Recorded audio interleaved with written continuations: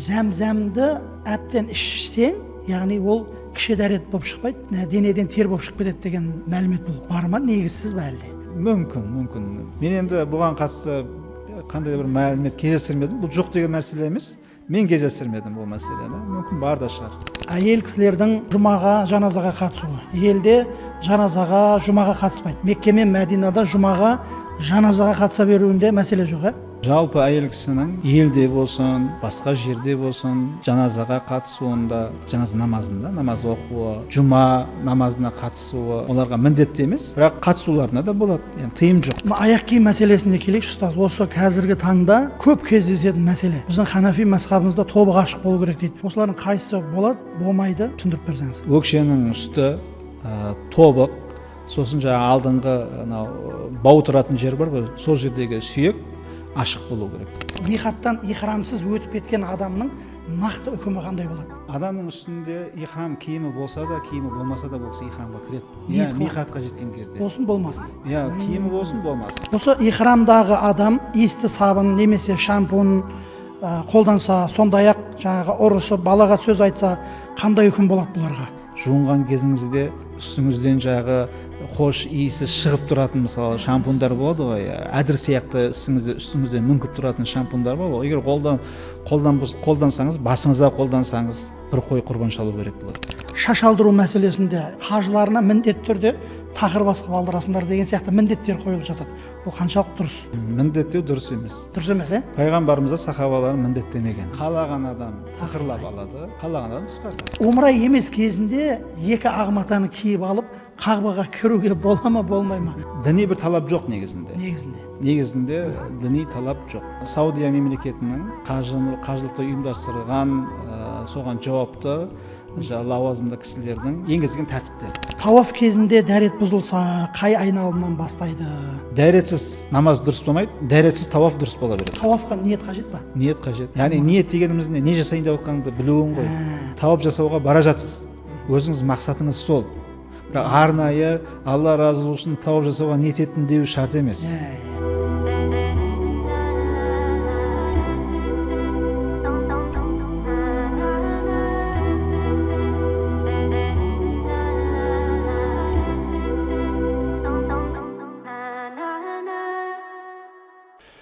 Бисмиллахир-рахманир-рахим. Ассаламу алейкум ва рахматуллахи ва баракатуху. Құрметті біздің қадірлі қажыларымыз, бүгін жаңа сұхбат бізде. Білесіздер, біз арнамыз қажылық бағыты болғаннан кейін сіздерге білімді доктор, исламтанушы арнайы мамандарды шақырамыз. Келесі біздің қонағымыз елімізге танымал Нұр Мүбарак университетінде оқытушы, PhD доктор, исламтанушы ұстазымыз Ерғали Абыспай ұстазымыз. Қош келіпсіз, ұстаз. Қош көрдік. Қалай, жағдайыңыз жақсы ма? Аллаға шүкір. Біздің арнамызға шақыртуымызға келгеніңізге мың алғыс. Рахмет, Алла разы болсын. Біздің бағытымыз осы елімізден қажылыққа баратын қажыларға осы арнайы дәрістер топтамасын сауаттылыққа үйрету. Өздігіңіз сияқты білімді иелерден арнайы беріп жатырмыз. Кез келген адам шақыра бермейміз, себебі бұл маңызды құлшылық болған екен, ұстаз. Өзіңіз сияқты арнайы фиқ маманысыз шақыртып отырмыз. Қош келіпсіз тағы да. Қош көрдік, рахмет, Алла разы болсын. Істеріңіз алға баса берсін. Алла разы болсын, ұстаз. Енді құрметті көрермендер, біз ұстазымызбен бір кереметтей тақырып дайындадық. Бүгінгі біздің сұхбатымыздың тақырыбы умрадағы ең көп кездесетін қателіктер және олардың үкімдері. Яғни фидия мәселелері болмақ. Құрметті көрермендер, құрметті ұстаз. Енді ұстаз бірінші бөлімімізде біз ихрамға қатысты мәселелерді қозғасақ. Қазіргі таңда мынау михаттан ихрамсыз өтіп кеткен адамның нақты үкімі қандай болады?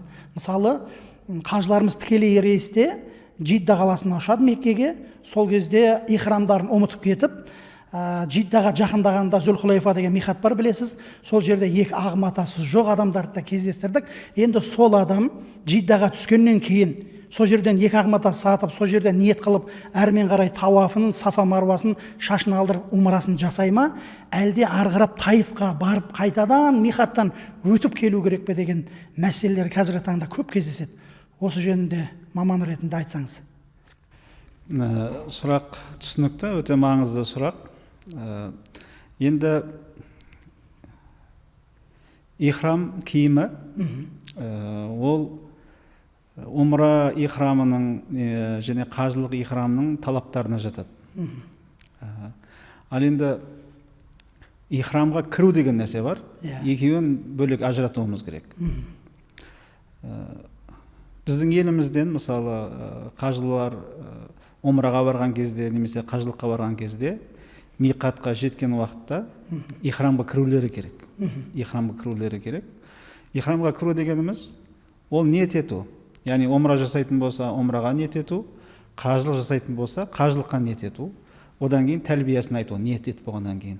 Алла тағалам өзінің разылығың үшін умра жасауға ниет еттім дейді де, ләббәйк Аллахумма ләббәйк, ләббәйк ла шарика ләка ләббәйк деп тәлбияны айтады. Ихрамға кіреді осылай. Егер қажылыққа ниет ететін болса, миқатқа жеткен кезде Алла тағалам өзінің разылығың үшін қажылық жасауға ниет еттім. Оны маған жеңіл қыл, және менен қабыл ал деп тәлбияны айтып, сөйтіп ихрамға кіреді. Адамның үстінде ихрам киімі болса да, киімі болмаса да бұл кісі ихрамға кіреді. Миқаттан. Миқатқа жеткен кезде. Болсын болмасын. Киімі болсын болмасын. Ал киім сол ихрамның талаптарының біреуіне болып саналады. Жаңағы екі ақ матамыз бар ғой киетін ер кісілер үшін. Ол сол ихрамның талаптарына жатады. Ихрамға кіру бөлек мәселе, ихрамның талаптарын орындау бөлек мәселе. Сондықтан мысалы адам баласы болғаннан кейін ондай жағдайлар болады, ұмытып кетеді. Немесе жағы ихрам киімін багажға салып жіберуі мүмкін, мысалы әртүрлі жағдайлар болуы мүмкін. Бұл ихрамға кіруге кедергі емес адамға. Дәл сол жерде киімі жоқ, ихрам киімі жоқ, кәдімгідей көйлек, футболка немесе шалбармен жүр. Бұл кісінің миқатқа жақындаған кезде, ал енді қажылар ихрамға кіріңдер деген кезде үстіндегі киімі болмаса да, жаңағы ниетті айтып, тәлбияны айтып, ихрамға кіре беруіне болады. Ал кейін неге барған соң, Жиддаға барған соң, ұшақ жерге қонған соң, багажды алған соң, багаждағы киімін алып, ыңғайлы жерде ауыстырып алуына болады. Ыңғайлы жеріне ауыстырып алуына болады. Ал енді ихрамға кіргеннен кейін негізі мынандай әдетте киімді киюге болмайды ғой. Өйткені ихрам талабы ол тігіссіз ақ мата. Соны кию керек. Енді қанша уақыт ол екі ақ матаны кимей жүрді. Соған қараймыз. Егер бір күнге жетпесе, яғни 12 сағатқа шамамен да, таң атқаннан бастап кешіп бататын уақыт бар ғой, сол күнгі, соны есептейді. Егер бір күнге жетпесе, күндізге 12 сағатқа шамамен садақа береді. Ақ матаны кимеген үшін. Пітір садақасының көлемінде садақа береді. Ал егер бір күн бойы кимеген болса, 12 сағат, немесе бір түн бойы кимеген болатын болса, ол кезде бір қой құрбан шалады. Ол кісі ихрамда болып есептеледі. Ары қарай ниет етіп, умрасына Меккеге қарай бет алып жүре береді. Тауафын бәрін жасай береді. Бірақ енді оған дейін енді ауыстырып алу мүмкіндігі болады ғой. Бұл жерде маңызы ниет етіп, ихрамға кірсе болды. Умраға ниет етіп, немесе қажылыққа ниет етіп, ихрамға кірсе болды, киімін кейін ауыстыра береді. Ал оған садақа береді ме, или қой береді ме, ол қанша уақытта ауыстырып үлгерді, соған байланысты. Өте керемет. Осы ғой біздің шатасатымыз, көбінесе қажылар бараттағына Жиддаға түсіп, ұстаз, қайтадан Таифқа барып қаражатын құртады, уақытын құртады, шаршайды бекерге. Алла разы болсын сізге, құрметті көрермендер, сіздерге де керемет түсіндірді деп ойлаймын. 12 сағаттан асса ғана, оның үстіне қазір 6 сағатта жетеді. Барады, багаж шығады, 7-8 сағат жаңағы садақасын бере салады. Енді елден ихрамға кірмейтін шығар. Жиддаға жақындап қалды деген кезде, ары кетсе 1-2 сағат кетер, ең көп дегенде. Ол үшін садақа береді, болды. Мен дұрыс емес есептеппін, елден деп санап жіберіппін. Кешіріңіз. Осы Жиддаға бір 30 минут қалғанда айтады ғой. 30 минут қалғанда айтса, Хорнал Мәнәзил деген. Бір күнге жетпейтін уақыт қой. Бір күндізге, 12 сағат жетпейтін уақыт, ихрамын ауыстырып алып, кейін садақасын береді, болды, пітір садақасының көлемінде. Алла разы болсын. Ұстаз, мына келесі осы тағы да ихрамға қатысты сұрақ. Осы ихрамдағы адам есті сабын немесе шампунь қолданса, сондай-ақ жаңағы ұрысып балаға сөз айтса, қандай үкім болады бұларға?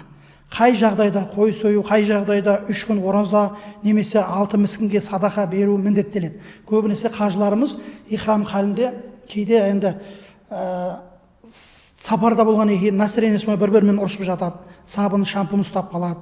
Осылардың мәселесі қалай болады? Иә, енді сұрақты бөліп қарастыру керек. Бірінші жаңағы шампун, сабын қолдану мәселесіне келетін болсақ, ихрамға кіргеннен кейін егер қолданған сабын иісті сабын болатын болса, немесе иісті шампун болатын болса, иісі бар. Ол кезде оған жағы төленетін жазасы бар қолданғаны үшін. Негізі ихрамның тыйымдарының бірі иіс су қолданбау.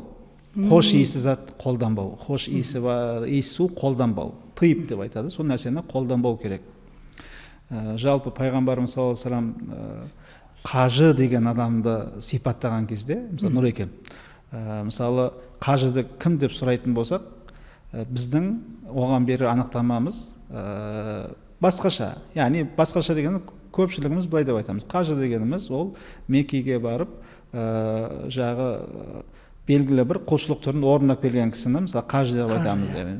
Пайғамбарымыздың анықтамасы болса, қажы дегеніміз әл-хаджу әш-шағиту әт-тафилу дейді. Қажы дегеніміз шашы ұйпа-тұйпа және үстінен жағымсыз иіс шығып тұрған кісі дейді. Иә, сасыған тер, жағымсыз иіс шығып тұрған кісі дейді қажы дегеніміз. Яғни қажы, кейбір кісілер қазақшадағы қажы деп айтамыз, оны қажу деген сөзден шыққан деп айтады.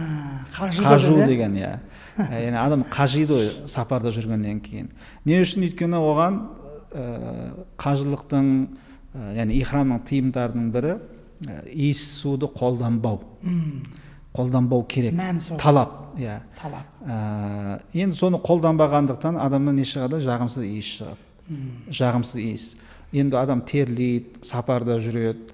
Ал сол қажуы, адамның шаршауы, терлеуі, жағы ұсқынының жағы неғылуы, бұзылуы, адам көрген кезде бетіп жағы жанашитіндей халге келуі, бұлардың бәрі қажылықтың талаптарынан негізі. Өйткені Алла тағала құлының өзінің разылығы үшін жасаған сапарында сондай халге түскенін көріп, мысалы, оған деген жанашырлығы оянып, күнәсінің бәрін кешіріп жіберуі бәрі сол бір-бірімен байланысты нәрселер. Ал енді сондықтан жаңағы қажыларымыз, омра жасаушы болсын, мейлі үлкен қажылық жасаушы болсын, ихрамға кіргеннен кейін ихрамның талаптарының бірі иіс суды қолданбау керек. Және хош иісі бар заттарды, мысалы сабын болсын, шампун болсын, бұларды қолданбау керек. Ал егер иісі мүңкіп тұрған, жуынған кезіңізде үстіңізден жағы хош иісі шығып тұратын мысалы шампундар болады ғой, әдір сияқты үстіңізден мүңкіп тұратын шампундар болады ғой. Егер қолдансаңыз, басыңызға қолдансаңыз, басыңызды толық жусаңыз, бір қой құрбан шалу керек болады. Бір қой құрбан шалу. Шампундан болса? Иә, шампунданса. Одан кейін бүткіл денесін мысалы жуып шығатын болса, сол шампунмен. Шампунды қонақ үйге келгенде көбісі байқамай түсіп қояды ғой. Иә. Бір қой құрбан шалу керек болады. Бір қой. Негізінде бір мүшені толық иістендіру, жуу емес, иістендіру. Мысалы, иіс суды бір мүшеге толық себетін болса, мысалы бетке дейік, құлаққа, немесе қолға, алақанға, мысалы, біреуіне толық себетін болса, хош иісті затты бір қой құрбан шалу керек болады. Ал енді шампунмен басын жуған кезде бүтін басын шампундап хош иістендіреді ғой. Сол себепті бір қой құрбан шалу керек болады.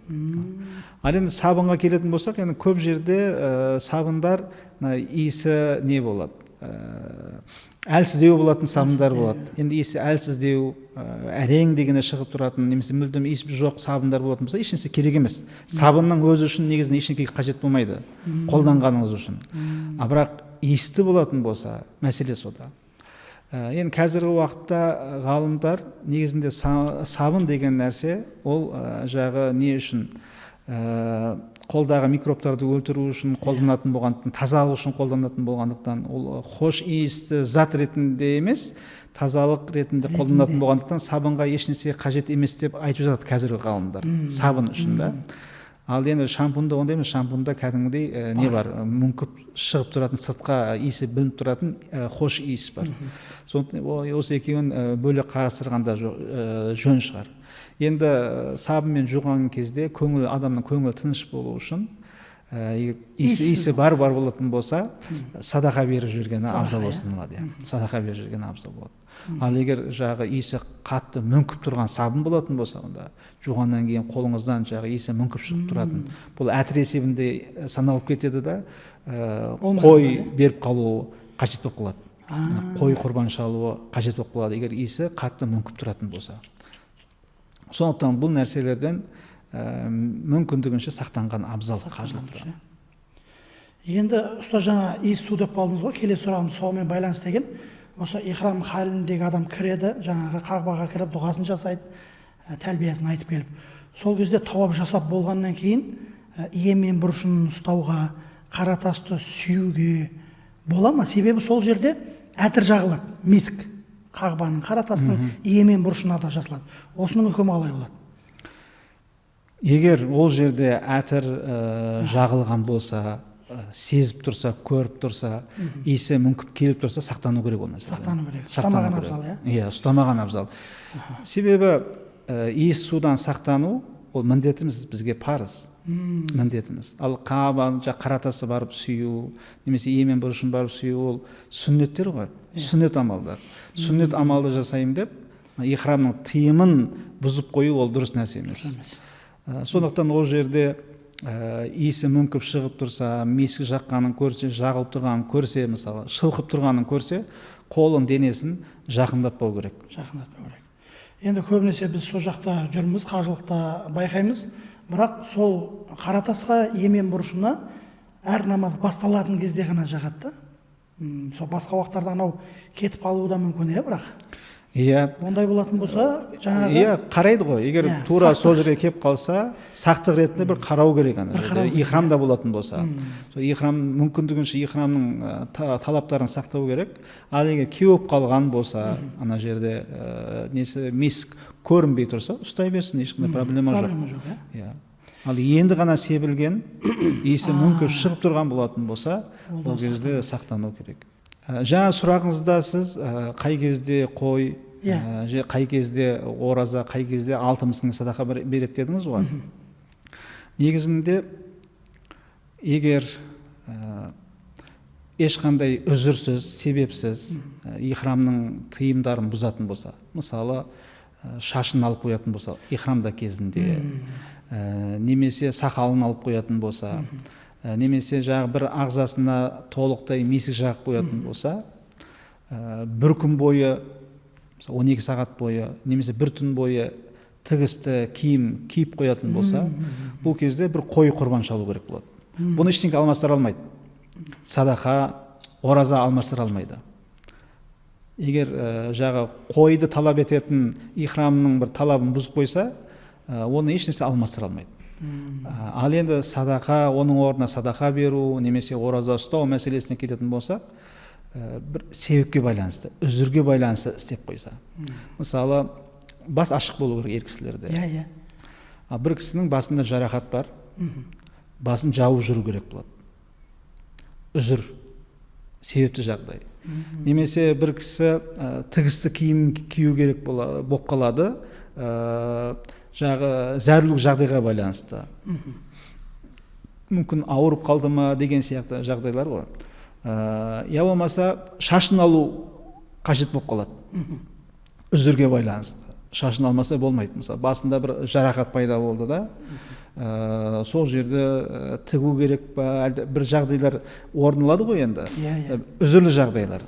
Мысалы, үзірге байланысты шаш алу керек болатын болса, үзірге байланысты тігісті киім кию керек болатын болса, үзірге байланысты мысалы денесіне май жағу керек болатын болса, және егер оны үзір жоқ кезде істесе, бір қой құрбан шалу керек болатын сондай бір жазасы сондай бір жағдай болатын болса, ол кісі бас киім кию керек болатын болса киюіне болады, тігісті киім кию керек болатын болса кию керек болады, бірақ оның да жазасы бар. Үзірге байланысты жасаса да, істесе де жазасы бар. Қандай? Яғни не бір қой құрбан шалады, немесе 6 міскінге садақа береді, пітір садақасының көлемінде әрқайсысына, немесе 3 күн ораза ұстайды. Осы үшеуінің қалағанын істеуіне болады. Оразаны кешіріңіз, сол жақта ұстай ма, елге келіп ұстай ма? Оразаны кез келген жерде ұстай беруге болады. Болады, Садақаны кез келген жерде бере беруге болады. Бірақ қой шалатын болса, тек мына харам аймағында ғана шалу керек болады. Сондықтан бұл үшеуінің біреуін жасау, осы үшеуінің біреуін жасау үзірге байланысты ихрамның тыйымын бұзған кезде ғана. Ал үзірге байланысты болмаса, ешқандай себепсіз, ол кезде егер қой шалуды талап ететін жаза болатын болса, қой шалу керек болады. Басқа нәрсемен оның орнын жаба алмаймыз, толтыра алмаймыз. Бұл түсінікті, өте керемет түсіндірді ұстазымыз, Алла разы болсын. Енді мынау жаңағы келесі әрдайым мәселе, тауаф Сафа Марвасын жасап болады тағыны. Біз жаңа жоғарыда айттыңыз ғой, шашын алып қойса, яғни түгін алып қойса дедіңіз. Енді өзі төртеу, ихрам халіне ену, тауаф, Сафа Марва, төртіншісі шаш алдыру. Енді осы көбінесе осы төртіншісі шаш алу мәселесіне келгенде бір-бірінікін алуға бола ма, болмай ма деген мәселе. Ихрам халінде шаш алуға, түк алуға болмайтын болып, бірақ соңына келгенде бұл да енді бір уәжіп амалдарының бірі, бір-бірінің шашын ала ма, ала алмай ма деген сияқты. Ала алады. Негізінде ихрамның тыйымдарының бірі шаш алу ғой. Өзіңді шашын алуға болмайды, біреудің де шашын алуға болмайды. Ихрамды кезінде. Негізі. Бірақ омрада жүрген кісі, немесе қажылықта жүрген кісі, қажылықтың бүткіл амалдарын орындап бітті. Омраның да бүткіл амалдарын орындап бітті. Егер омра жасап жүрген кісі болатын болса, тауафын жасады, саиын жасады, енді келді, шаш алу керек. Мысалы, екеуміз бірге жасадық Нұреке. Бірге бастадық, бірге аяқтадық, енді шаш алуымыз керек. Сол кезде мен сіздің шашыңызды алып берсем, сіз менің шашымды алып берсеңіз болады. Бола береді. Болады, Проблема емес. Проблема емес, жаза жоқ бұған. Рұқсат етілген. Көбісі жаңағы шаштаразға барып алыңдар, немесе жаңағындай ихрамнан умра емес адам алу керек деген түсінік қалыптаспағанда бізде. Осы мәселе ғой. Сіз маманы болғаннан кейін рұқсат беріп тұрсыз, болады, ешқандай проблема жоқ. Болады, кітапта да жазылған бұл рұқсат екен. Ешқандай жаза жоқ екендігі айтылады. Міне, құрметті қажылар, жаңадан күшті ақпаратпен бөлісті ұстазымыз, Алла разы болсын. Енді осы жерде кішкене қосып кете салайық, ұстаз, осы шаш алдыру мәселесінде кейбір жағдайлар болып жатады. Енді біз ешкімді жамандамаймыз бұл арнада, бірақ бір жағдайлар болады, қажыларына міндетті түрде тақыр басқып алдырасыңдар деген сияқты міндеттер қойылып жатады. Бұл қаншалық дұрыс?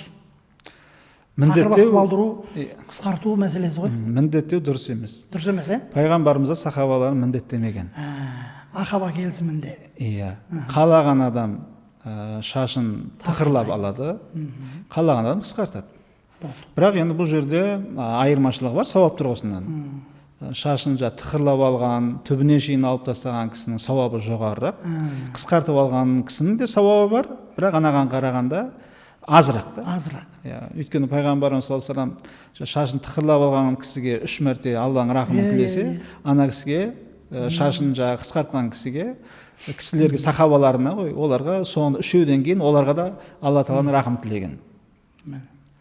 Алла разы болсын, ұстаз. Міне, құрметті көрермендер, біздің қажылар, қажылыққа барған кездеріңізде бір-бірлеріңіздің күйеуі әйелінікін де, әйел де күйеуін ала береді. Оларда да проблема жоқ шығар? Жоқ, күйеуі әйелінікін, әйелі күйеуін ала береді. Міне, ерлі-зайыптылар да өздерінікін, одан кейін құрметті қажылар, қаласаңыз да тақырлап абзалдығын, болмаса жаңағында қысқартсаңыздар да мәселе емес екен. Енді ұстаз, келесі сұрағымыз өте өзекті. Көрермендеріміз, қажыларымыз әрдайым барғанда проблема, екіге бөлініп алып әйтеуір неғып жатады. Бұл енді умра емес кезінде екі ақ матаны киіп алып Қағбаға кіруге бола ма, болмай ма? Осы мәселе. сен біреулер алдап кіріп жатсың, ол жерге тек қана умрашылар ғана кіреді, сен екі ақ матаны киіп алып, ішінде түрсегіңді киіп алып, сен алдап кіріп жатсың деген сияқты мәселелер. Осының нүктесін қойып беріңізші.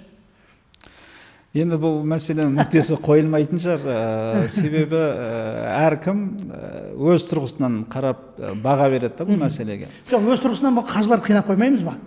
Енді мәселе бұл жерде діни бір талап жоқ негізінде. Негізінде діни талап жоқ. Бұл Саудия мемлекетінің қажылықты ұйымдастырған, соған жауапты лауазымды кісілердің енгізген тәртіптері. Енді сізде өзіңізде барып жүрсіз, бізде барған кезде көрдік. Енді адам көп ана жерде. Тауап жасау қысылмай, тауап жасау енді мүмкін емес ана жерде. Мүмкін емес. Рамазанда әсіресе. Рамазанда, басқа уақытта да сондай. Қыста. Енді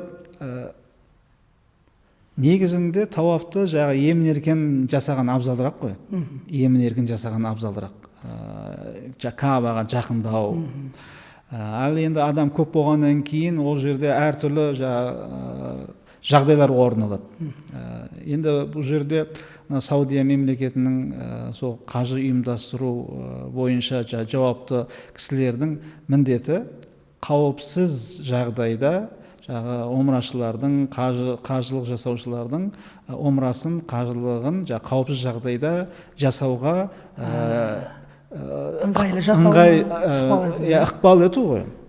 Негізі міндеттері сол. Сондықтан да ол кісілер сондай талап енгізген да, солай талап енгізген.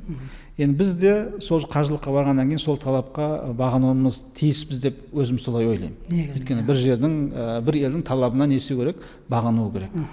Мысалы елімізге келіп біздің Қазақстанның заңын менсінбей жүретін болса, біз қалай сырттай ашуланамыз мысалы, дұрыс па? Басқа елге барып ол жақтың қойған талабында негізі орынды талап. Өйткені адамның көптігіне байланысты омра, сырттан келген омрашылар, олар емін-еркін қауіпсіз жағдайда тауаптарын жасап алу керек.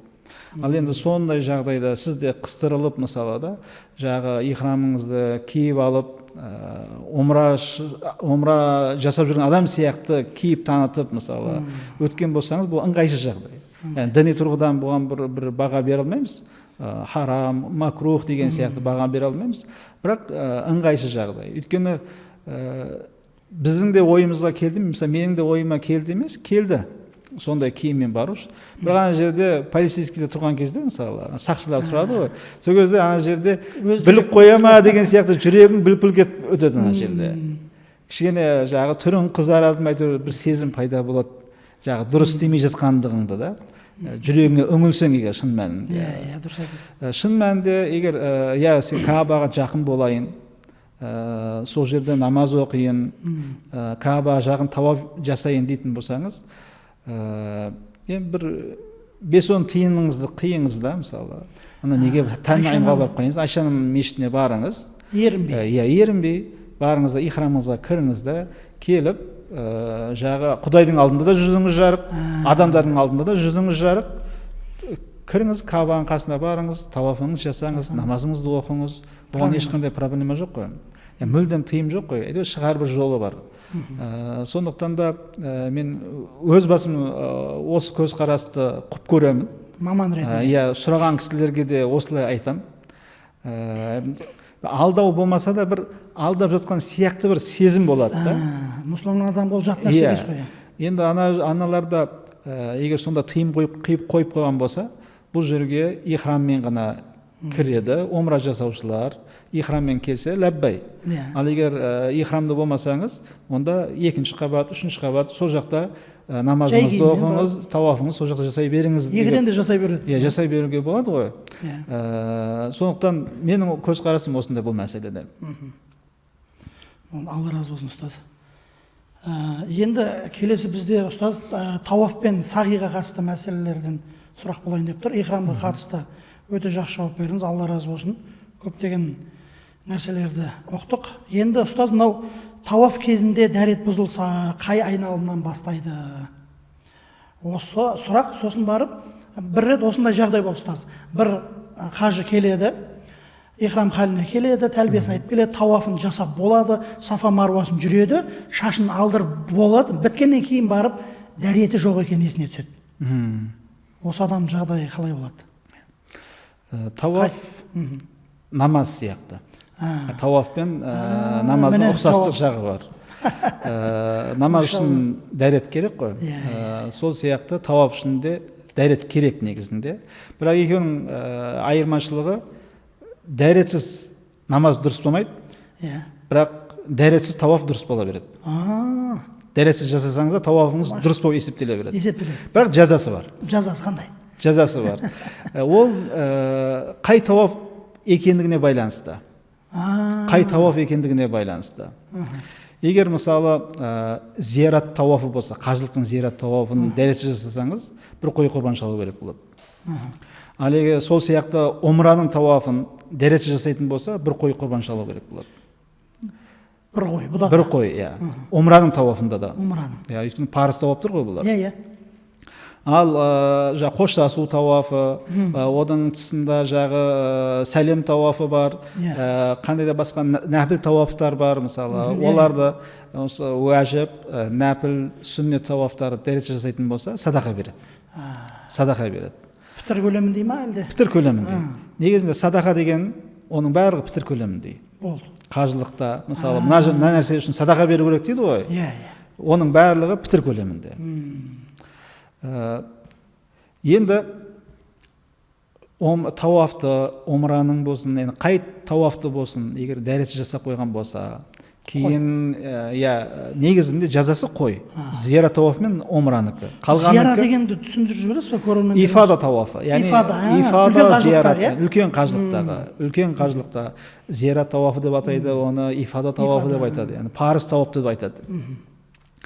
Оны дәрет жасау жазасы бір қой құрбан шалу. Омраныкі де бір қой құрбан шалу, дәрет жасайтын болатын болса. Өйткені парыз дейсіз ғой. Иә, өйткені парыз бұлар.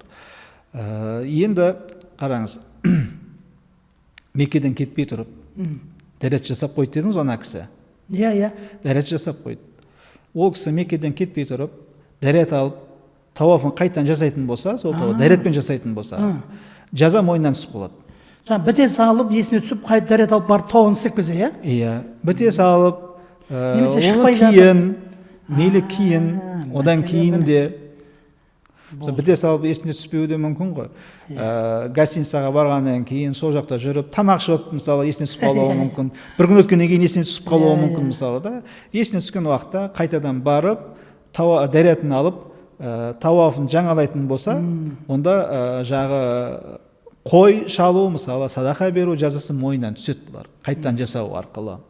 Ал егер жасап үлгермей, елге кетіп қалса, білмеген болса, қайта жасау керек екендігін білмеген болса, онда бір қой құрбан шалу қажет болады бұл кезде. Елде есіне түссе, сол жаққа ақша жібертіп, сол жақта шалдыру міндет, иә? Сол жақта шалдыру керек болады. Ұстаз, бұл өте түсінікті болды. Бірақ енді омраның сол парыз тауабында болсын, немесе нәпіл тауапта жүрсін, үшінші айналымында ма бір дәреті бұзылып қалды. Сыртқа барып дәрет алып, тура сол жерден жалғастыра ма? Қалай болады? Қай айналымда бұзылса, сол айналымда басынан бастап жасайды. Басынан қаратасының тұсынан, иә, үштің жартысына кеп қойған, бірақ үштен деп қайтып бастайды, иә? Мысалы, үште дәреті бұзылса, шығып кетеді де, дәретін жаңалап келіп, қаратасың басынан бастап, үшінші айналым бастайды. Қаратасың жанынан бастап, иә. Түсінікті. Енді келесі сұрақ, тауафқа ниет қажет па? Ниет қажет. Міндетті түрде. Иә, ниет қажет. Яғни ниет дегеніміз не жасайын деп отқаныңды білуің ғой. Намаз сияқты деген сияқты ғой. Иә, не жасайын? Мысалы, сіз тауап жасауға бара жатсыз.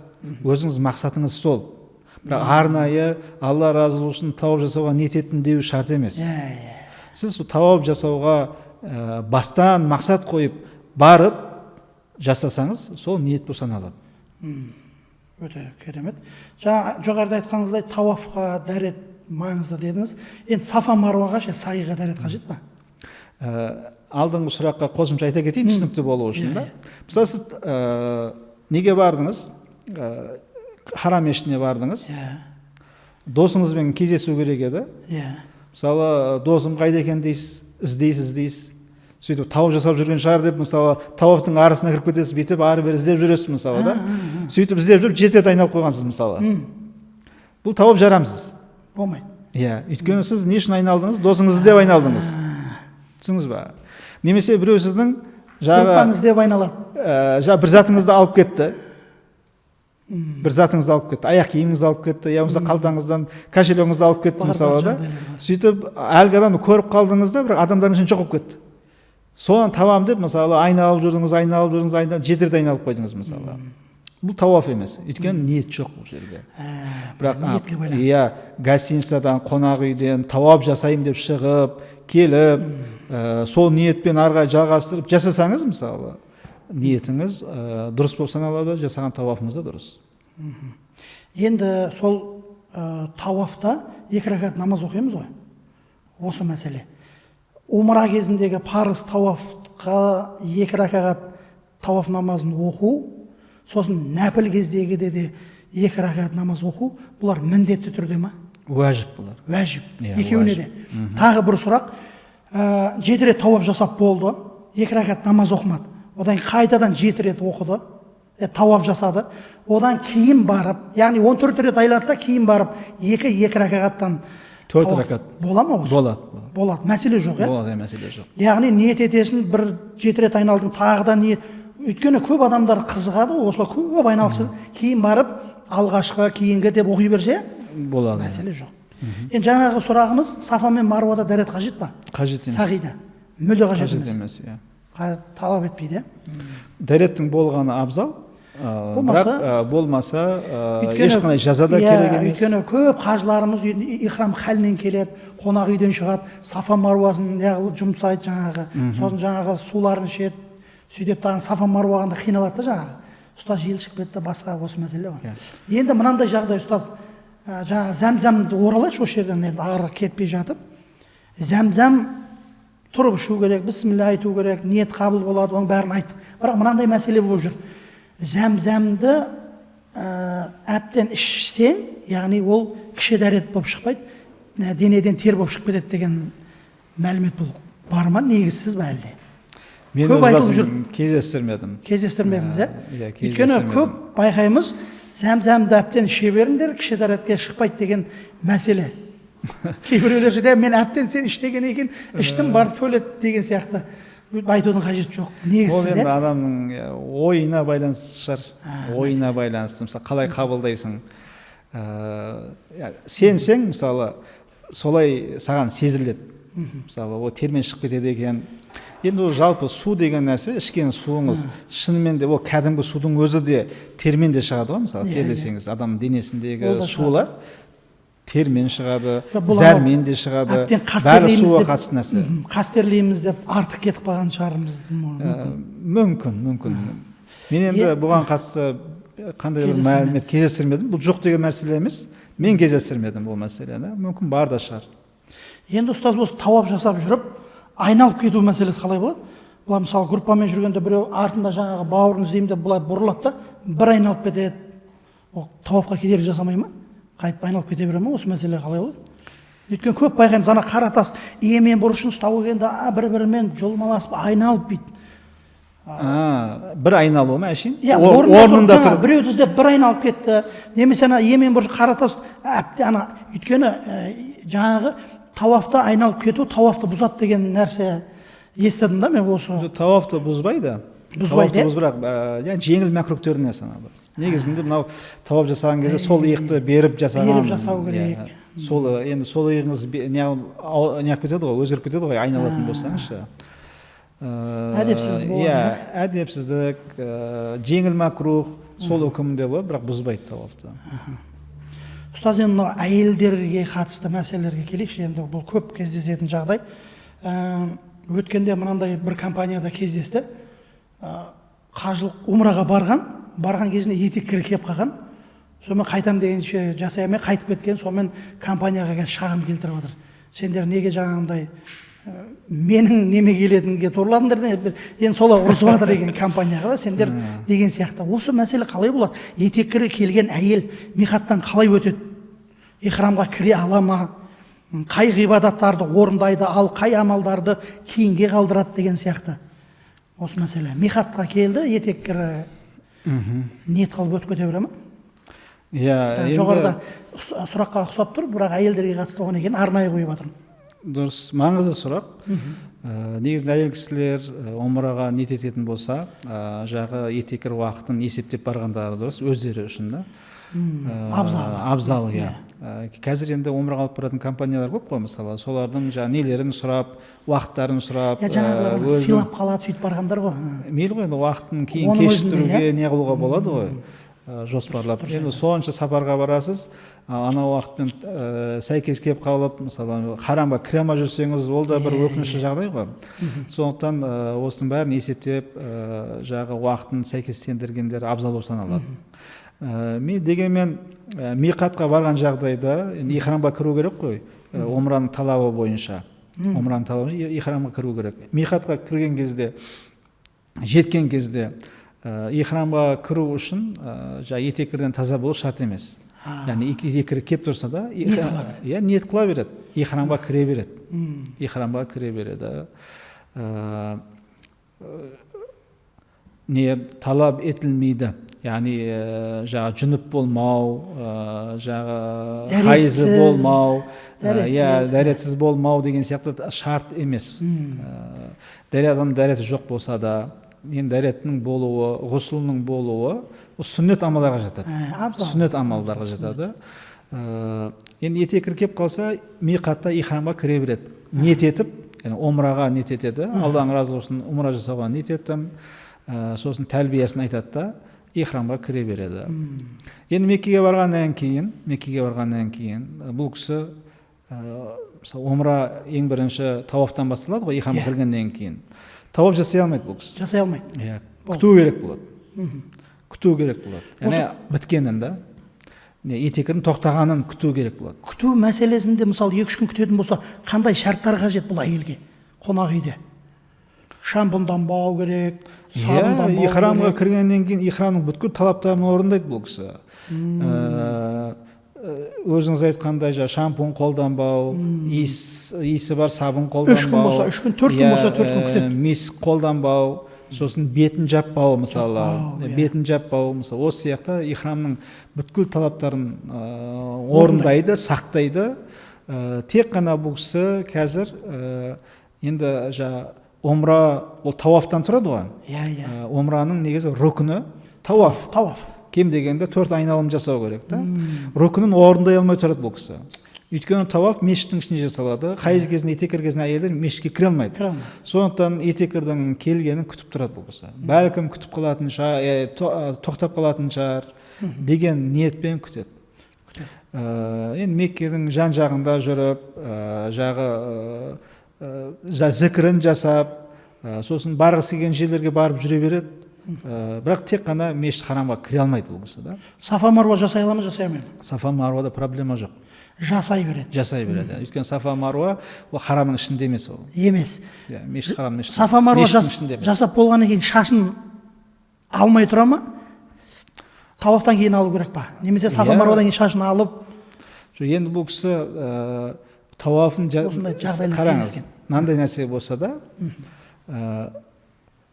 ихрамға кірді, етеккірі жоқ еді, ихрамға кірді, тауафын жасап бітті, немесе кем дегенде 4 айналымын жасап бітті тауафының дейді. Содан кейін етеккірі келіп қалды. Алда Сафа мен Маруа бар. Қазір Сафа мен Маруаға барып саи жасайын дейтін болса, етеккірі келіп қалды. Барып саиын жасай береді. Шашын алып, ихрамнан шыға береді. Бұл жерде проблема жоқ. Мәселе бұл жерде тауаф, омра жасамай тұрып, яғни омра басталмай тұрып, етеккірден кеп қалуы ғой мәселе. Бұл кезде бұл кісі тауаф жасамайды. Енді саи да тауафтан кейін ғой, сондықтан саи да жасамай тұрады да бұл кісі. Реттілік қажет дейсіз ғой. Сондықтан күтеді. Меккеде қалу уақыты, одан кейін мүмкіндік болса, етеккірі тоқтаған болса, жуынып, омрасын жасап, ихрамнан шығады. Сафа Марвасының сайын жасап, ихрамнан шығады, шашын алып та. Ал егер бітпесе соңғы күніне шейін негізінде күту керек. Яғни омра жасап кетем дегенге дейін. Мысалы не қонақ үйден шығамыз деген уақытқа дейін, Меккеден кетеміз деген уақытқа дейін омра жасап үлгерем деген уақыт қалады ғой. Соған дейін күтеді. Егер әлі де тоқтайтын түрі жоқ болатын болса, не істейді енді? Кері қайту керек болып қалады. Бұл кезде негізінде біздің мазхаб бойынша, мазхабтың фатуасы бойынша бұл кісі енді жасай алмайды. Болды. Негізінде жасай алмайды. Бірақ қазіргі уақытта кейбір ғалымдар, мысалы Мысырдың Дарул Ифтасының берген фатуасы бар, мен өзім оқығам мысалы. Сонымен де бөлісе кетейін. Адам ұстанып ол өзінің мәселесі. Ол жерде айтылады, соңғы уақытқа шейін күтеді. Егер бірге келген кісілері елге қайтатын болып қалып, самолеттің уақыты жақындап қалған болатын болса, хайыз күйінде болса да, ол кісі тауафын жасап, саиын жасап, енді ихрамда ғой, саиын жасап, шашын алып, неден шыға береді дейді. Күреп болады. Жағдайы бар болса, бір қойын шалып, жаза ретінде, негізінде жаза болмайды дейді. Енді бұл кісі әдейі істеген жоқ қой дейді. Әдейі істеген жоқ. Егер таза болса, ол ешқандай ихрамның талаптарын бұзбай жасағысы келіп тұр. Бірақ үзірлі жағдайда болып тұр. Бұл кісінің ешқандай бір жаман ниеті жоқ. Басына келген осындай жағдай, және үлгеремін деп тұр. Бірге келген кісілер кетіп қалайын деп тұр. Амал жоқтан бұл кісі несі омрасын жасай береді. Тауафын жасайды, саиын жасайды, шашын алады. Сосын егер мүмкіндігі болса, бір қойды құрбан шалғаны абзал дейді. Абзал дейді. Бірақ міндетті емес дейді. Кірген үшін, иә. Негізінде бізде Ханафи мазхабында жүніп күйде және не күйде, етеккір күйінде тауап жасаудың жазасы негізінде түйе шалу. Міне мәселе. Парыз тауаптікі, ол зиярат тауафыныкі. Ифадада, үлкен қажылықтар. Ал кішіде қой. Кішіде қой. Енді ұстаз күтті, етеккір келді, күтті, қайтатын уақыт кеп қалды. Жаңағындай абзал енді кіріп, етеккірмен кірмеймін деп қайтып кететін болса қалай болады? Елге қайтатын болса. Ол кезде ихрамнан бастату керек болады. Тек шашын алдырып, ихрамнан шығып, тауаф пен сафа марвасы қалып қалады, болды ма? Иә. Ихрамнан шығу керек болады, яғни кірген ихрамнан бастату керек болады. Бірақ оның бастатқан үшін жазасы бар оның. Қойшы құрбан шалу керек. Енді бұл әйел қайтты делік елге, сафа мен марвасының жағдайы қалай болады? Сол қоймен шешіле ме, әлде келесі умраға келгенде тауаф пен сафа марваны өтей ме қазасын? Өтейді. Өтейді, осындай жағдайлар болды ұстаз, кездесті. Сол үшін өзіңізден сұрап атқанымыз. Қазасын өтейді, кейін жаңасын орындайды. Жаңасын орындайды, Пайғамбарымыз саллаллаху алейхи ва саллям Ақабада да солай жасаған еді ғой, жаңағы келіп, бәрін шаштарында алдырыңдар, Меккеге кіргізбеуіңізді қайтып, келесі өтем умрасында сол кезінде жасалған сияқты амал болады осындай, Ұстаз, енді келесі сұрағымыз әйел кісілердің жұмаға, жаназаға қатысуы. Елде жаназаға, жұмаға қатыспайды. Мекке мен Мәдинада жұмаға, жаназаға қатыса беруінде мәселе жоқ, Осы жағы қалай болады? Жалпы әйел кісінің елде болсын, басқа жерде болсын, жаназаға қатысуында, жаназа намазында, намаз оқуы, одан кейін жұма намазына қатысуы оларға міндетті емес, бірақ қатысуларына да болады, тыйым жоқ. Тыйым жоқ. Сондықтан олар Меккеде де, қажылыққа барған кезде, Пайғамбарымыз мешітіне барған кезде де, мысалы, ол жерде жұма намазына қатысса да болады, рұқсат. Жаназа намазын оқыса да болады. Ұстаз, келесі мына қазіргі заманауи сұрақтарға көшсек, Алла разы болсын, күшті мәліметтер алып жатырмыз сізден. Қажыларымыз да әбден көп мәліметке ие болды. Енді ұстаз, ұшақта таяммум мәселесіне келейікші. Стюардесса қыздар аспан сері қыздар дейміз ғой, солар бізге келеді дағы өтініш жасайды. Өтініш, қазыларыңызды айтыңызшы, мына ішін ластап кетті, су деген бітеді деген сияқты, ішінде дәрет амасын деп ескертеді да. Осы ұшақта таяму, әсіресе үлкен қажылыққа барыңыз ғой, білесіз. Үлкен қажылықта анау туалетте дәрет алу, кезек деген мүмкін емес. Осы ұшақта таяму мәселесі қалай болады? Су тұр, бірақ аналар алмасынша су бітеді деген сияқты мәселені айтады. Ішін ластап кетеді дейді. Сол кезде таямум алып оқи берсек бола ма қажыларға намаздың уақыты келгенде? Енді бұл жерде мына нәрсені анықтау керек та. Жалпы суды қолдану рұқсат етіледі ме, етілмейді ме? Одан кейін анау стюардесса қыздар, ол біздің жұмысымыз көбеймесін деп, мысалы, мына жерде тазалау біздің шаруамыз көбейіп кетеді деген сияқты қосымша жұмыстар пайда болады. Содан олар қашып отқан болатын болса, ол кезде таямум дұрыс болмайды. Дұрыс болмайды. Негізінен су бар кезде таямум жүрмейді ол жерде. Ал егер шын мәнінде су бітіп қалады, я болмаса ұшақтың өзінің тәртібі сондай, мысалы, дәрет алуға болмайды, рұқсат жоқ деген сияқты, ұшақтың өзінің талабы, тәртібі, қатаң тәртібі бар болатын болса, бұл жерден де таямум мәселесінің екінші сұрағы туындайды. Таямумды неге аламыз? Таямум өзі топыраққа, тасқа, құмға, сол сияқты жер қыртыстардан алынады. Ал ұшақта өзіңізбен бірге сондай құм, топырақ немесе тас алып шыққан болсаңыз, таямум аласыз. Су рұқсат бермеген жағдайда, суға қолдану қатаң тыйым салған жағдайда да. Жер қыссы болса таямум аласыз. Ал егер ол нәрсе жоқ болатын болса, таямум да ала алмайсыз ол жерде. Таямум да ала алмайсыз. Намаз қалай болады бұндай мәселеде? Мысалы, суға рұқсат бермей жатыр. Таямумның жер қыртысы жоқ. Одан кейін жер қыртысы жоқ. Мысалы, намаздың уақыты кіріп қалды. Намаздың уақыты кірді. Егер баратын жерге жетем дегенше намаздың уақыты шығып кететін жағдай болатын болса, негізі кітаптарымызда, мысалы, су жоқ, таямум алатын жағдай жоқ, мысалы, осындай кездерде адам намаз оқыған кейіп танытады дейді. Намаз оқушының кейіпін танытады, ырымдап намаз оқиды. Намаздың ырымын жасайды, намаз оқиды, уақыттың құрметіне. Ол жерде дұғаңызды жасайсыз, зікіріңізді жасайсыз, құраныңызды оқисыз, ымдап намаз оққан сияқты оқисыз. Намаздың уақытын құрметі үшін. Бірақ кейін, түскеннен кейін, сол намаздың қазасын өтейсіз.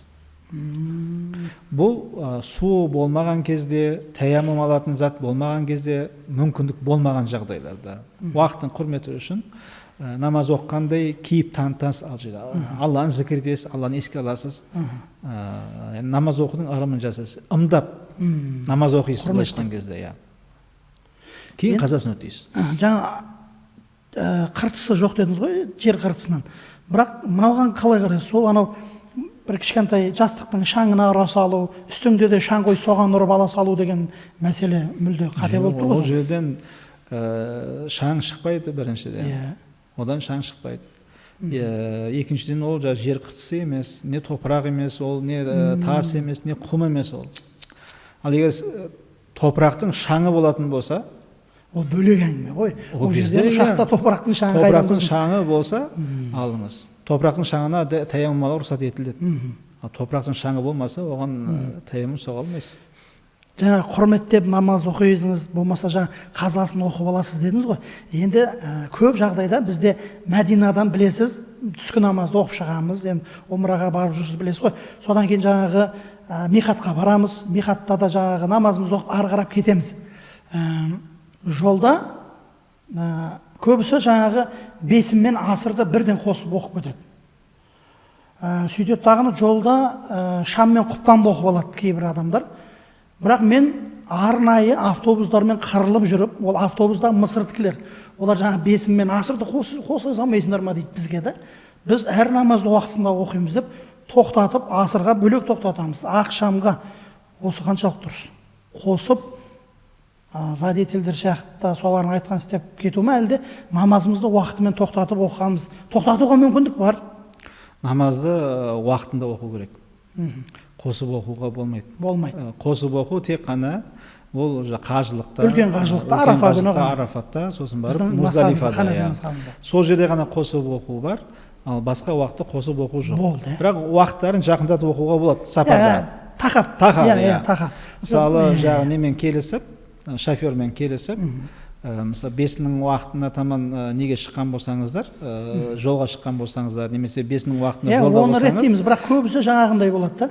Алдын ала қосып жібереді, есеп. Ал жоқ, уақытын өткізіп барып, немесе уақытынан бұрын қосу деген нәрсе ол дұрыс емес. Намаз дұрыс болмай қалады. Яғни қай намазды өзің уақытында оқымасаңыз, сол намазыңыз дұрыс болмай қалады.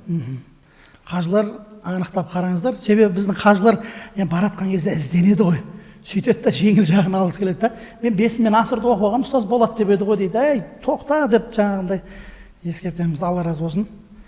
Енді келесі сұрағымыз, ұстаз, ихрам халіндегі ер адам, ихрам халіндегі әйел адам Меккеге барғаннан кейін киімдерін ауыстыра ала ма? Мысалы, Мәдинадан миқаттан ихрам халіне өтті, екі ақ матасымен, әйел кісілер өздерінің сөйтеді да, енді автобуспен баратын жағдайлар бар, жолда жаңа терлейді, басқа қылады.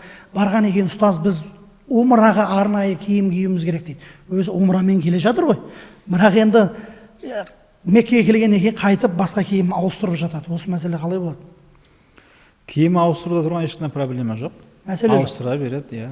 Проблема жоқ, ешқандай. Проблема жоқ. Ер адам келеді тағыны Меккеге келгенде екі ақ матасын ауыстырады, проблема жоқ. Әйел адам да басқа киімдерін кие береді. Кие береді, иә. Мүлде проблема жоқ. Егер қажеттілік болса, ауыстыра береді. Маңыздысы сол ихрамның талаптарына сәйкес келсе болды. Болды. Проблема жоқ. Проблема жоқ. Енді мынандай жағдай болды, ұстаз, ихрам халімен келді. Қонақ үйге орналасамыз ғой, енді Мәдинадан келген екен, Меккеден келген, сөйтеміз дағыны тамақ жеуге кірген кезімізде екі ақ матасын шешіп, кейбір кісілер білмейді ғой, дұрыс естімей қалады, трикосымен, футболкасымен жүреді. Жүгір, осы жағдай қалай болады? Бұл жағдайда садақа керек болады. Енді бір күнге 12 сағатқа жетпеген болса, садақа береді.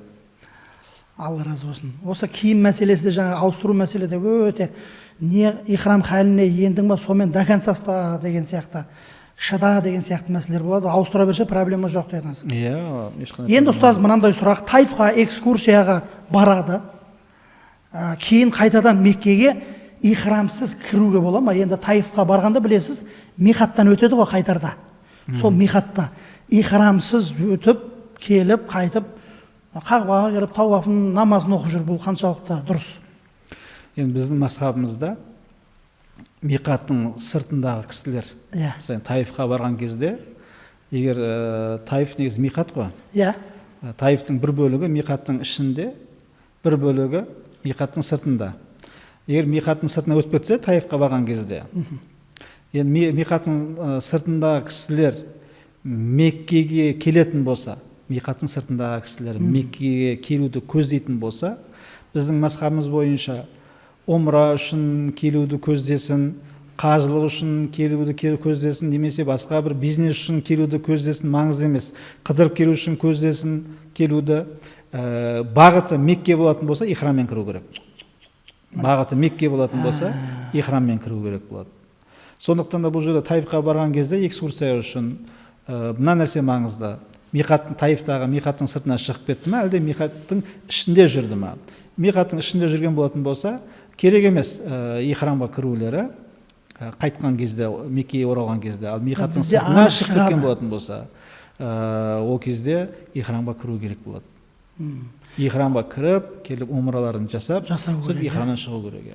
Енді жаңағы экскурсияға апарып кеп, олардың жағдайы қалай болады? Бізде байқаймыз, көбісі бараттағыны миқат ар жағына Таифқа өтіп, қайтарда енді миқаттан өтеді ғой, өтіп кетіп, умра жасамай, ихрамға кірмей кеткен қаншама топтар болды. Олардан негізінде фиқта көрсетілген жазасы бір қой құрбан шалу оны. Болды. Ихрамсыз өтіп кеткен. Осыны естіген кезде арнайы қой шалдырта ала ма өздері? Керек па, уже өтіп кетті, болды ма? Егер осындай жағдай басын өткен болатын болса, мойнында бір қой құрбан шалу керек болады, қарыз болып қалады бұл нәрсе. Енді ұстаз, қасиетті қалаларымызда біздің уақытымызда жақында қапты, бірақ әлі бар екен азғана. Ұстаз, енді екі қасиетті қаламызда, Меккеде, Мәдинада жұма намазына тоқталайықшы, жұмаға. Бізде Ханафи мазхабында елімізде бірінші азан айтады, одан кейін 4 ракат сүннет оқимыз, имаммен бірге 2 ракат парызды оқимыз, одан кейін қайтып 4 ракат сүннет. Бірақ Әл-Харам мешітінде, пайғамбарымыздың мешітінде өзіңіз білесіз, түскі бесін намазына жарты сағат қалғанда бірінші азанды айтады. Бесіннің уақыты кіргенде екінші азанды айтады. Сөйтіп та имам құтпа оқиды жарты сағат, одан кейін барып қамат айтып 2 ракат парызын оқиды. Енді біздің қажыларымыз барған кезінде алғашқы 4 ракат сүннет, кейінгі 4 ракат сүннет мәселесі қалай болады осыны оқу? Екінші азанды бесінің уақыты кірген кезде айта ма? Иә. Бірінші азанды Меккеде, Мәдинада бірінші азанды мысалы 12-де, о жақта қазір 12-де азан айтады, қазір уақытта шамай 12-де бесін кіреді да, 11:30-да бірінші азанды айтады жұманың. Сөйтіп та әлі уақыт кірген жоқ қой енді. Сөйтіп екінші азанды тура бесінің уақыты кіргенде екінші азанды айтып, сосын 12:30-ға шейін құтпа уағыз айтады. Сосын барып қамат айтып парыз оқылады. Бұл жерде былай жасаймыз. Мен өзім байқамаппын барған кездерімде. Жұмаға сәйкес келген кездеріміз болды, бірақ көңіл бөлмеппін мен шыны керек. Егер сіз айтқанындай болатын болса, мысалы намаздың уақыты кірді, екінші азан айтты, құтпа басталып кетсе, 4 ракат сүннет оқымаймыз. Сүннет оқи алмаймыз. Сүннет оқымаймыз ол жерде. Сүннет оқымаймыз. Құтпа оқып болады, сосын парызды оқиды, парыздан кейін оқып аламыз. Әуелгі 4 деп, кейінгі 4 деп оқимыз ба? Осы мәселе қалай? Бізде енді алдыңғы, кейінгі 4 бар ғой, сүннет. Кейінгі 4-ті оқимыз. Алдыңғы керек жоқ болды, иә? Алдыңғыны оқымай қоясыз. Қажет емес. Кейінгі 4-ті оқисыз. Енді тағы осыған қатысты сұрақ, енді сапардамыз деп қажыларымызға сүннет намаздарын оқымау туралы. Біз енді әрдайым айтамыз, енді Әл-Харамда болсаңыздар, пайғамбарымыздың мешітінде болсаңыздар, сүннетті тастамаңдар. Енді сүннеттің шыққан жері дейміз. Сүннет оқымай қойса да мәселе жоқ ба? Қалай болады? Бесіннің 4 ракат сүннеті, кейінгі сүннеті деген сияқты да? Негізінде сапарда жүрген уақытта сүннет намаздар мүмкіндік болатын болса адамның оқығаны абзал. Сапарда жүрген кезде. Қай жерде болмaz? Қай жерде болсын. Мысалы, сіз мешітте жүрген болатын болсаңыз, тіптім жағы сіздің оқығаныңыз дұрыс болып саналады. Енді мешіт харамда болсаңыз, пайғамбарымыз саллаллаху алейхи вассаламның мешітінде болсаңыз, ол жерде намаз оқымағанда, Алла тағалаға зікір жасамағанда, Құран оқымағанда не істейсіз мысалы? Ол жерде құр отыруға бармайсыз ғой. Сондықтан ондай мешіттерде уақытты барынша тиімді пайдаланып қалу керек. Уақытты қалай тиімді пайдаланамыз? Шариғатта көрсетілген құлшылықтарды жасау арқылы. Шариғатта қандай құлшылықтар көрсетілген? Мысалы, намаздың алдында өзінің бекітілген сүннеттері бар. Жалпы сүннет деген құлшылық ол адамға міндеттелмеген құлшылық. Парыз, уәжіп ол біздердің міндеттеріміз. Біз сүннет намаздарды не үшін оқимыз? Ол парызға қосымша ретінде оқимыз. Ерікті түрде оқимыз. Міндеттелгендіктен емес. Сүннет намаздарды біз парызға қосымша сауап ниетімен, сауабымыз көбірек болсын деп, ерікті түрде оқимыз. Сондықтан да пайғамбарымыз саллаллаху алейхи вассалам сапарда да негізінде аттың үстінде болса да, түйенің үстінде болса да, мысалы бұл намаздарды оқыған.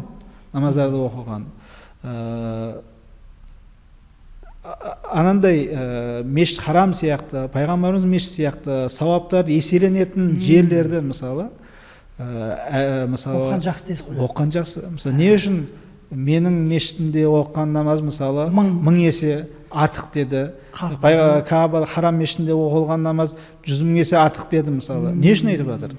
Намаз оқуға ынталандырып жатыр ғой сол жерлерде пайғамбарымыз саллаллаху алейхи вассалам. Сондықтан да ол жерде сүннет оқымаса болады ғой деп еріншектікке салынбай, керісінше құлшылық үшін келдім мен деп ешбір құлшылықты сүннеті болсын, мұстахабы болсын, ешбір сүннетті ол жерде қалдырмай оққан абзал негізінде. Ұстаз, енді мына аяқ киім мәселесіне келейікші ұстаз. Осы қазіргі таңда көп кездесетін мәселе. Біздің ханафи мазхабымызда тобық ашық болу керек дейді. Сол тобықтың көлемі қайсысы? Мына аяқ киімдердің қайсысын қажыларға ұсынамыз? Кейбіреулер жаңағы мынау болады дейді, мынау болмайды дейді. Осы тұрғыда мына аяқ киімдер алдымызға әкеп қойдық арнайы. Осылардың қайсысы болады, болмайды? Түсіндіріп берсеңіз. Пайғамбарымыз саллаллаху алейхи вассалам ихрамдағы кісіге тігісті киім киюді тыйым салған, және мәсі киюге тыйым салған. Мәсі. Ал егер адамның мынандай тәбішкесі болмаса, осындай тәбішкесі болмаса, онда ол адамға пайғамбарымыз саллаллаху алейхи вассалам мәсісін тобықтан, каап деп келеді хадисте. Кааптан, яғни қазақша аударғанда тобық, содан төмен етіп кесіп тастасын дейді. Солай киюге рұқсат етіледі. Егер осындай аяқ киімі болмаса, мәсісін тобықтан төмен етіп, кааптан төмен. Енді қараңыз, каап деген кезде, каапты былай деп түсіндіреді. Каап деген не? Шығыңғы сүйек. Аяқтағы шығыңғы сүйек. Иә. Мынау шығыңғы сүйек бар, осыны каап деп айтады. Одан кейін мына сүйекті де айтады. Бұл да шығыңғы болғандықтан. Енді пайғамбарымыз саллаллаху алейхи вассаламның хадисінде каап, шығыңғы сүйек қайсысы екендігі нақты айтылмағандықтан, осылардың қайсысы екендігі нақты айтылмағандықтан, ғалымдарымыз ықтият тұрғысынан мынаны алған. Мына сүйекті, осы сүйекті. Жабылмасын дейді. Иә. Сондықтан жағы мәсі сияқты, немесе мынандай аяқ киімдер, бұл мына сүйекті жаппау керек, ашық болу керек. Міне мысалы мына жері ашық болу керек. Мынау мысалы жарайды деген сөз. Мына жері ашық тұр. Иә, егер сол ашық болса алдағы жеріңіз болады. Енді көбінесе мына аяқ киімді ұсынады, өйткені мынау ешқандай жағы толық ашық болады мына жерде. Ешқандай күмән жоқ мына киетін болса. Мыналар енді ары-бері жылжып кетуі мүмкін. Ары-бері жылжып кетуі мүмкін. Сондықтан мәселе мына қыр сүйек болсын, мына қыр сүйек болсын, мына арттағы қыр сүйек болсын, мына өкше болсын, барлығы ашық болу керек. Өкшеге де қатысты шығынғады ғой ол да. Өкше де ашық болу керек. Енді абзалы осы мынау жаңағы мына жасылды ұсынамыз, иә? Мынау слансилар ше, ұстаз, арт жағын бүйтіп ашық, бірақ мына жерден тұрады ғой, былай бүйтіп жауып тұрады. Егер өкшенің артын жауып тұратын болса, ол болмайды. Болмайды, иә. Нелер крокустар бар, мысалы, олар енді мынаяғын бәрін жауып қалады, олар енді мүлде болмайды ғой. Арты ашық болғанымен, мынаяғы жабық. Иә, өкшенің үсті тобық, сосын жаңа алдыңғы бау тұратын жер бар ғой, сол жердегі сүйек ашық болу керек. Бірақ енді ұстаз, бұны бекерге қойып атқан жоқпын, себебі біз енді сол қажылықта жүргеннен кейін кейбір кісілер болады, қыңыр деп айтамыз ба енді өздері. Мен өзім білем, мынау болмайды десек те қырсығып киіп алатын кісілер кездеседі. Оған енді мәселе жоқ шығар. Енді біз ешкімді мәжбүрлемейміз ғой. Тек қана фиқтағы үкімдерді, дұрыс үкімдерді айтасыз. Ары қарай орындама ол кісілердің өздерінің білетін нәрсесі, өз еркінде. Осы аяқ киім мәселесі жылда проблема болады. Қайбір жылдар үлкен қажылықта мынау жаңағы сүйекті жабылып қалған екен, мына жерден кестірген екен. Мына кескеннен кейін вообще салпақтап қалды, ана бейшаралар жүре алмай. Бұл да қажыларды қинап қою болмай ма? Қалай ойлайсыз? Енді келді, осында аяқ киім киді. Бірақ енді абзалдық жағынан басқасын киген дұрыс қой. Бірақ енді болмай қалды, алатын жер жоқ, минада білесіз ғой. Сол кезде мынаны былай кестіріп тастау енді қаншалықты дұрыс болады екен. Одан сайын әбіржіп қалмай ма қажылар? Енді егер біз жағдайға емес, пайғамбарымыздың айтқанына басымырақ көңіл бөлгеніміз дұрыс қой бәрібір. Әрине, енді ешқандай күмән болмайтындай, мазхабтар арасында ихтилаф болмайтындай қажылықты орындағанымыз абзал ғой. Негізінде жағы Алла Тағаланың құлшылықтарын, Алла Тағала деген құлшылықтарымызды, оның парыздарын, сүннеттерін, әдептерін ең кемел түрде орындаған абзал. Сондықтан қайсысы дұрыс, қайсысы жақсырақ, қайсысында күмән жоқ, сол нәрсені ұстанғанымыз абзалға біздің. Елден арқаланып дорбаланып жаңағы қаншама ақшамызды жұмсап уақытымызды жұмсап барамыз, ал болмашы нәрсеге келген кезде неғып қаламыз, қырсығып қаламыз, немесе көңіл бөлмей қоямыз. Дұрыс. бір жағдай болған ұстаз, бір кісі ихрам халінде іш киім де болмайды деп айтамыз ғой, енді плавка болмайды деп тұрсы, жаңа бір кісі шешпей қояды ғой. Мен ана кісіні қинап жүріп шештірдім. Үлкен кісі баяғы советский қинап жүріп шештірдім. Енді өйткені олардан біз аманат қылып апардық, әйтеуір дұрыстап істесін шейін, кейін көнді өзі. Қалай мен шешемін деп жаңа ұрысып береді ғой. Ұстаз, Алла разы болсын, көп-көп рахмет. Ұстаз, келесі қызықты блиц деп аталады, енді бұл дұрыс па бұрыс па форматында болады. Ихрамдағы адамға сағат таға ала ма? Тағат. Белдік тағуға бола ма? Болады. Көзілдірік тағуға бола ма? Болады. Маска тағуға бола ма? Болмайды. Болмайды. Бетін жауып болады. Әйелге болмайды, еркекке де болмайды. Болмайды. Қолшатыр ұстауға бола ма? Болады. Зонтик. Әтір немесе месік себуге бола ма? Болмайды. Болмайды. Селфи жасауға бола ма? Болады. Болады, проблема жоқ. Тақия, кепка киюге бола ма? Болмайды. Болмайды. Ер кісілер кие алмайды. Ер кісілер кие алмайды. Әйел адам бетін тұмшалауға бола ма? Болмайды. Күннен қорғайтын крем бола ма? Иісі болса болмайды. Иісі болса болмайды. Орбит шайнауға бола ма? Шайнамаған жақсы. Жақсы. Апельсин, мандарин жеуге бола ма? Иісі бар. Болады. Болады. Мисуақ қолдануға бола ма? Болады. Болады. Дәрі ішуге бола ма? Болады. Алла разы болсын ұстаз, осы кереметте осындай қысқа сұрақтар. Енді соңғы бір қысқа нұсқа бір сұрақ қалды, соған қысқа нұсқа әдемі қылып жауап берсеңіз. Біз осы пайғамбарымыз сияқты умра жасап жүрміз ба? Егер фиқта көрсетілген талаптарды сақтап, және ниетімізде Алла разылығы үшін болса, жасаған умрамыз пайғамбарымыздың умрасына сәйкес, сүннетіне сәйкес жасалған умра болады. Фиқта көрсетілген шарттар соның шеңберінде жасайтын болсақ. Рахмет, Алла разы болсын ұстаз. Шақыртуға келгеніңізге тағы да алғыс айтамыз. Сізде білікті PhD доктор ұстазымызды осы біздің қажылық арнамызға шақырып, сіз қонақ болғаныңызға өте қуаныштымыз. Алла жүзіңізді нұрландырсын, шәкірттеріңіз көп болсын. Сізге алғысым шексіз. Құрметті көрермендер, бізбен бірге болған ислам танушы Нұр Мүбарак университетінің оқытушысы, PhD доктор, ислам танушы білімді ұстазымыз Ерғали Алпысбай ұстазымыз бізде қонақта болды.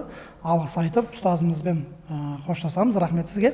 Құрметті көрермендер, егер сіздер осындай мәселелер кездескен болса, төменде комментарий қалдырып, өз мәселелеріңізді жазып кетсеңіз, қандай жағдайларға тап болдыңыз, соның барлығын пікір қалдырып бөліссеңіздер екен дейміз. Келесі қай ұстазбен қандай сұрақтармен сіздермен қауышамыз, оны да комментарийға жазып кетіңіздер. Ұнаса лайк басыңыздар, достарыңызбен бөлісіңіздер, біздің арнаға қолдау көрсетіңіздер. Себебі қаншама адам көрсе, сіздер де біз сияқты сауапқа атсалысасыздар. Ассаламу алейкум ва рахматуллахи ва баракатух.